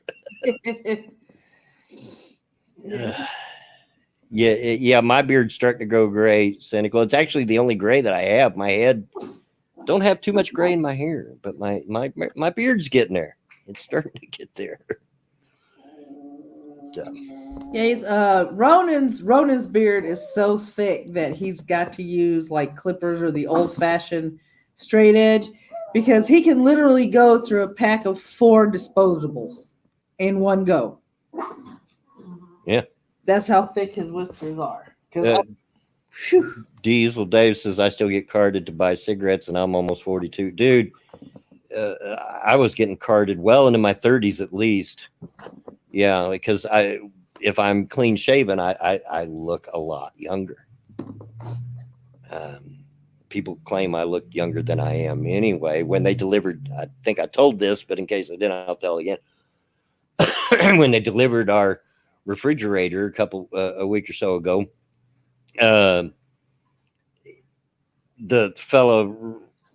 one of the fellows delivering the refrigerator, I happened to mention I said, you may not believe this, but I'm almost 60. I'll be 60 my next birthday. And this is the first new refrigerator I've ever owned in my life. And he looked at me and says, "You're 60? You don't look a day over 50. And I'm like, "I think you need glasses, but thank you." Oh, I got one heck of a reaction working in the convenience store because I knew they had the gray hair. I knew they were all way old enough to buy beer. They had gray. They were walking with canes with the gray hair. They had the aged voice. I mean, they were two little old ladies. Okay, so one buys a 12-pack of beer, brings it up to the counter, and she puts it up there. And immediately, I put my hands on my hips, put a little smirk on my face, and I'm like, I don't know. You two do not look old enough to be buying this beer. She goes, "Oh, God bless you. Here's my ID." Jack Gunsky says, "I once carded a guy in his 40s. Honestly, doesn't bother me when I screw up like that. It makes their freaking day."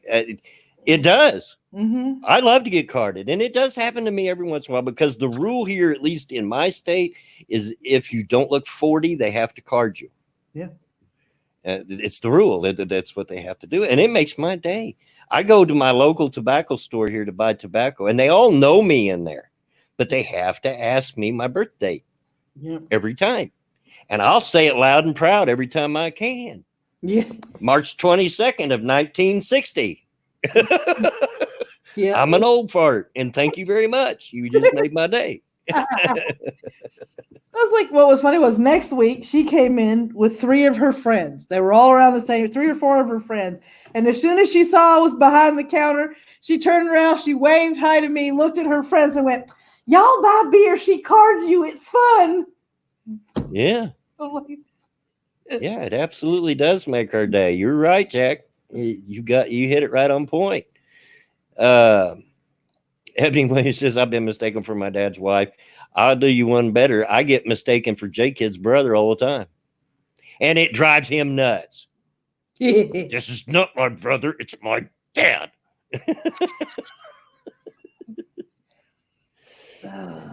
What used to drive my kid crazy is before his voice dropped, people would mistake him for me when he answered the phone. And I'd see it on his face because he'd run to answer the phone, he'd say hello, and he'd start on the conversation, and then all of a sudden I'd see the shoulders drop, the eye roll. "You want to talk to my mom? Hold on." And he'd give the phone to me. Cynical, are you sure they weren't flirting with your mom? Says, "I had a coworker mistaking my mom as my sister." Are you sure? Could have been a flirt. Yeah. But yeah, I think I've told this story before, but many years ago, and I've always had facial hair, even if it's just a mustache. And I've run the whole gamut. I've had just mustaches. I've had mustache and goatee. I've had the full beard, the whole thing. Back in the 70s, I rocked the whole Fu Manchu mustache thing, like Hulk Hogan. But well, you never know. They might have had a buy moment, Cynical. Jeez, you never know. But anyway, I still hadn't got over my hay fever as much as I have now, and I was suffering bad. My allergies were acting up bad. And if you're not a man with a mustache and a snotty nose, you don't know the struggle. Because a mustache and a nose running don't mix. They don't mix at all. Mm. You're just trying to keep up because you don't want to look disgusting and have that wet looking mustache below your nose because that's just disgusting. And you're constantly wiping it and the nose is so sore. And I made the comment, I was constantly blowing my nose, and I made the comment that I've got half of mine just go shave this mustache off because it's getting on my nerves, And my wife looks at me and sarcastically says, "Oh, you're just threatening. You would never do it." Well, that's the wrong thing to say to a fellow like me because now it's a challenge. So I went straight into the bathroom and shaved my mustache off. Come out of the bathroom, and my youngest daughter, who was about 6 or 7 at the time, screamed at the top of her lungs. because she thought a stranger had gotten the house. That's how my wife took one look at me and said, please, please, by all that's holy, grow it back. I just don't. I have a funny shaped upper lip, for one thing. And I just don't like myself without facial hair at all. And most people don't like me without it either. Yeah. But yeah, beards can get really nasty. Yeah. If you've never had a beard, you don't know the struggle. You know, I know people are jealous of people like me that can grow a full beard and grow it well. And they're jealous because they can't. I get that. I understand that. But there are struggles that go with it that you don't even know. It's not all roses. It can be a struggle to keep up with. I mean, everything you eat gets in it, you know. When you drink, and in fact, just prior to the stream, I had to go in and trim my mustache because it was getting too long. And every time I'd take a drink of coffee, the front of my mustache was the top of my mustache was all wet, you know, and dripping down on my beard, or soaking my cigarettes and ruin them when I was trying to. So I went and trimmed it. Yeah, it can be a pain in the butt. Mm-hmm. Anyway, yeah. See, I told you this stream was like a box of chocolates. You never know what you're going to get, because here we are almost at the end of the stream, and we're talking about snot in mustaches. Now, who'd have thought that? Yeah, no shit. I think I found a new imaginative way of telling somebody to get their head out of their ass. Yeah, I went, you quit talking out of your ass. Your head, which is firmly up there, will thank you for the fresh air. Yeah. Cynical is that's why I hate facial hair. There's been moments where I've kissed my husband and I get something wet on my face. So gross. Yeah, it happens to me all the time. You don't realize it's there. You don't feel it. Yeah. If you're the one with the beard, you don't feel it. And I'll go to kiss my grandkids or something, and then they're wiping their like, it's wet. You know, but yeah, they can be a pain. But I just don't like myself without the beard at all. Evil One says I have really long hair, and one day I was staying at a cousin's and took a shower and came out of the bathroom with hair down, and my little cousin never seen it down, and he started crying. Yeah, yeah. It's kids, little kids. You know, it can be a shock to them. They don't make that facial recognition connection because they're young, you know, and it can take them a minute. It took me a while to calm my daughter down. But the same thing happened when I was young. My dad rocked a beard for a long time. He refuses to grow one now, but he rocked one for a long time. And when he went to shave it off, my youngest sister cried. Same thing. Scared her to death. She didn't know it was him.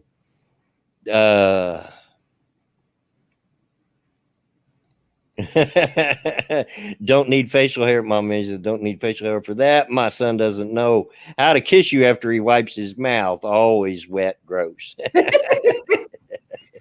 I was like, my dad's always had a mustache, well, on and off mustache. He's never had a beard. And then I remember cracking up laughing because my mom, for the longest time, from what I can remember, tried to get him to grow a beard. And finally, one day they were having, a discussion about it. She goes, I think you'd really look good with a beard. And my dad looked at her and goes, I don't want to look like no goddamn Cuban. She goes, you already smoke the cigars and have the mustache. What's the beard gonna hurt? Yeah. And I just started rolling laughing. Dad just looked at me. I'm like, what? Mom's right. You're 2/3 of the way there. Screw you.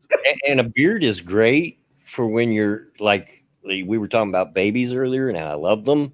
Mm-hmm. You know, when I'm holding a baby, because it gives them something to reach up and grab onto. They're just fascinated with it. Mm-hmm. Babies are. And I'm very much not tender-headed. You can ask Mama Minnie when she was little. I used to bend down, let her grab a handful of hair and stand up, walk around the house with her hanging from my hair. Dead weight. because I'm just not tender-headed. And the same goes for my face. It doesn't hurt me. I don't care. Yeah. So, and I've told the kids, because they'll pull my beard, and I said, now, Papaw doesn't care. It doesn't hurt him, but not everybody's like Papaw. So don't go pulling everybody's beard. But yeah.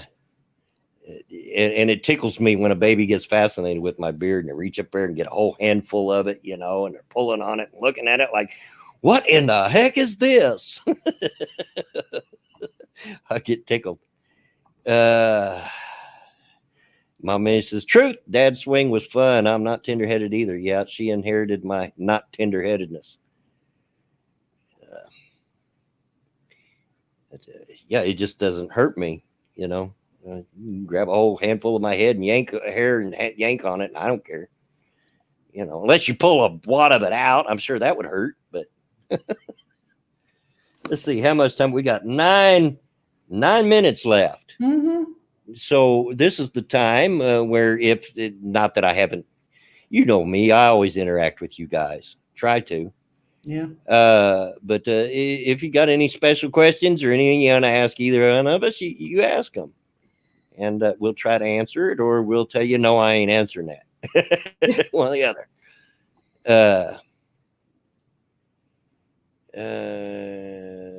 Bansman says, how many hillbillies does it take to chase Dale Earnhardt? 3 and his cousins. Okay.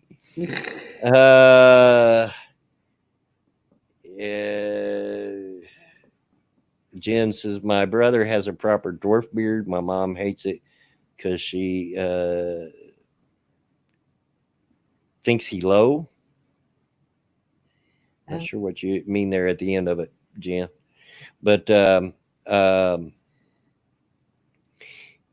yeah, anyway, questions, anything, or comments or jokes or whatever. I was really loving it the other day when you guys were telling bad jokes in the stream and aggravating Alex.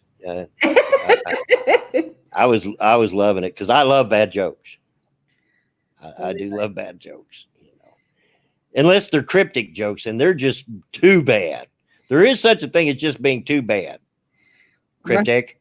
Right. And I know you're listening because I seen you post earlier. We know you're there. Love you, man. You know I do. We need to get together and talk again sometime, Cryptic, somehow, some way.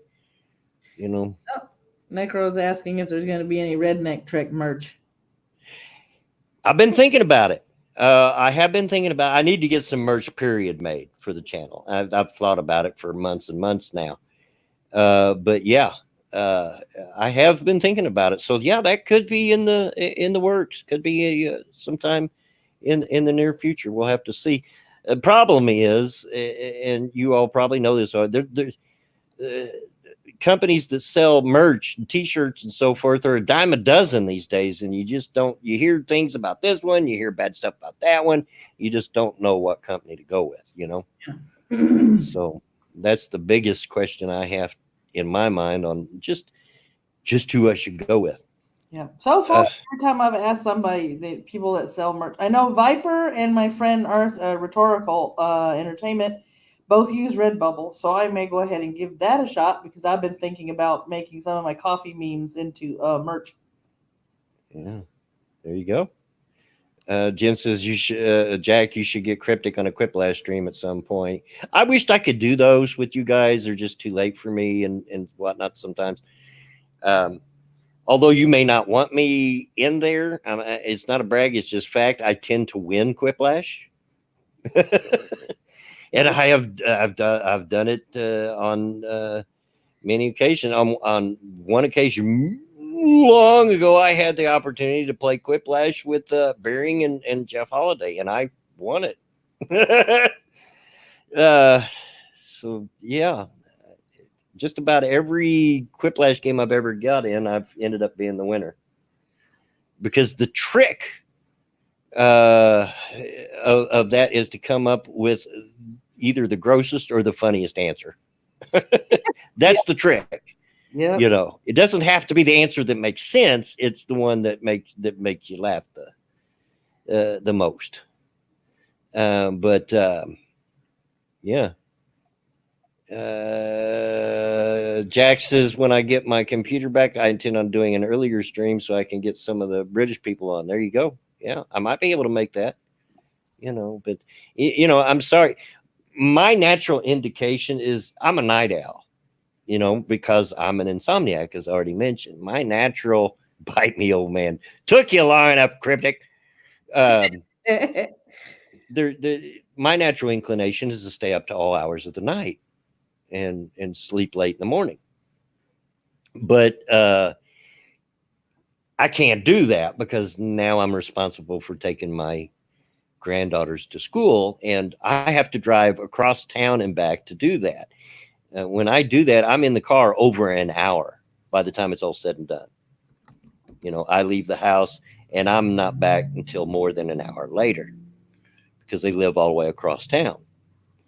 And I don't want to make that drive short on sleep, especially the areas of town that I have to go through to get there. You don't want to make it if you're not on your best.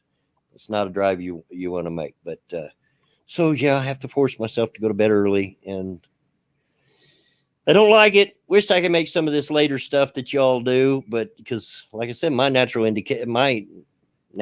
inclination is to stay awake late, but I can't do that. Yeah, I'm still trying to figure out whether it was Ronan's idea or my idea to do my news show in the morning, being as how I am not a morning person. Still trying to figure this out because somehow I got roped into this. Getting up 6 o'clock in the morning. Who are you telling? Even my daughter's dog, when we were keeping it here and watching it, even she knew better to mess with Papa till he's had his morning coffee. Yeah. She even made a wide berth. Like, okay, I haven't seen him drink out of that cup yet, so it's not time to bother Papa yet. Right? But as soon as she seen that first cup of coffee in my hand, in my lap, she went. Yep. It was like, I remember because I used to homeschool Paul, and he was doing his math. He was in there before I was. I had brought my big old mug of coffee, and that mug fit it was like 16 ounces worth of coffee in one mug. It was a big ass mug. I set it down, I turned on my computer, I started doing stuff, and I would take sips. And every once in a while, out of the corner of my eye, I'd see him standing up and craning his neck. And what I found out later, he was trying to see how far down I was on my coffee cup. Because after about the fourth time I saw him lean over as he was standing up, I went, Paul, what are you doing? How far down are you on your coffee cup, Mom? Why? I need help with math, and I need to know if you're awake enough yet.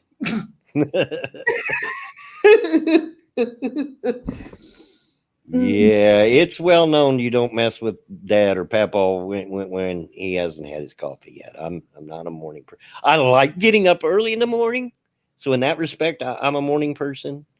But I'm not fit for human companionship when I first get up by any stretch of the imagination. I went and picked up my granddaughters this morning, and they were both in bad moods and were arguing. The brush isn't back here. You pushed me out of the bathroom. You know how it goes. Mm-hmm. Two siblings go at it, two little girls. And I finally said, you know what? Papa kind of grumpy this morning because I haven't had enough sleep. Y'all might want to knock it off.